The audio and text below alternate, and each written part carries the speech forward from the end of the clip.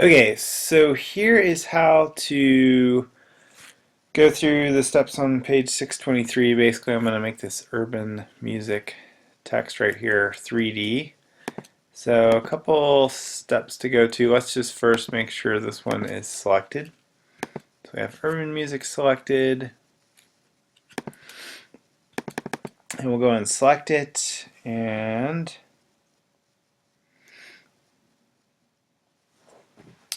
on page 622 it goes through how to add the bevel and emboss style. So let's just go through that one real quick. So come up to Lair, Layer Style, and Bevel and Emboss, and you get this window here.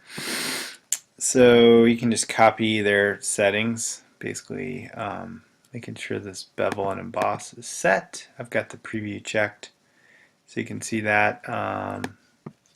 They did like 140 on this angle and 30 there, so that's great. I'll go ahead and say OK. And it beveled and embossed this text. I'm just going to make this a little bigger so I can actually see it. So here we go. You don't have to follow the exact settings on the book. But anyway, this will help us out right about there. Okay, so moving on to page 623. Going to go through quick. All right. So we've got our urban music layer. Make sure you've renamed it. And this is how we do 3D. I'm on a Mac and I'm using Photoshop CS6. So if you have, if you don't have Photoshop extended, as you can see here, then you might not be able to do this. So if that's the case, I would just download the trial, just so you know how to do this.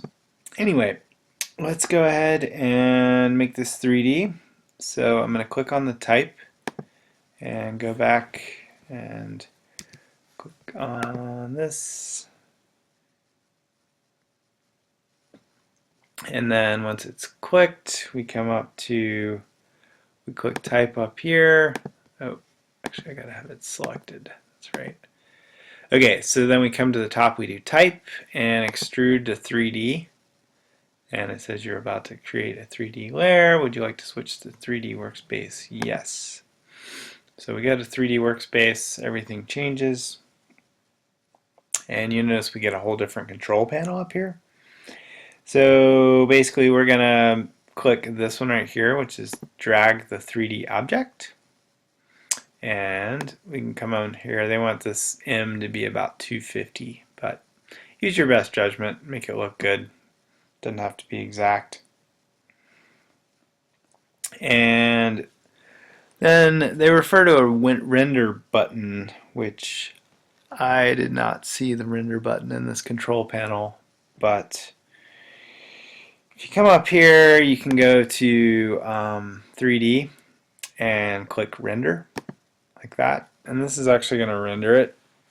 It might take a couple minutes. It's going to depend on your actual computer speed. As you can see down here, it says like it started at 4 minutes. I did this a few minutes ago and it probably took about a minute.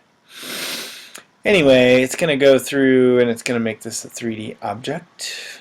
So you can turn on your Jeopardy theme music as you go through and watch the box moving across the screen. You can see here we're almost done. Just moving across the line. One note I would put on here, I moved up the RAM on my computer to 90%. So here's how to do that real quick. You go to Preferences and Performance. As you can see right here, I've just moved this line up to 90%. That's going to make your Photoshop work a lot faster. Also, if you notice, I'm really just running Photoshop in a browser. So make sure you don't have like Microsoft Word or PowerPoint or any of those other RAM hogs running in the background. That's pretty much it. You come up here and go to View and turn off these 3D guys if you have these set. And then they tell us to go to the typography workspace, which we can do, and we get a little better view of. You can display your guides. I use Command or Apple semicolon to show them and make them disappear. And there you go. Zoom in. As you can see right here, I've got 3D option on urban music now, so it shows that that's 3D. And we're done. So that's the end of page 623. Just keep going through the project and you should finish up on 629, which you have the symphony, so you should end up with something that looks like this. So that would be a finished product, and we go through to the curve. So anyway, that's all I'm going to cover for now. Good luck. Let me know if you have questions.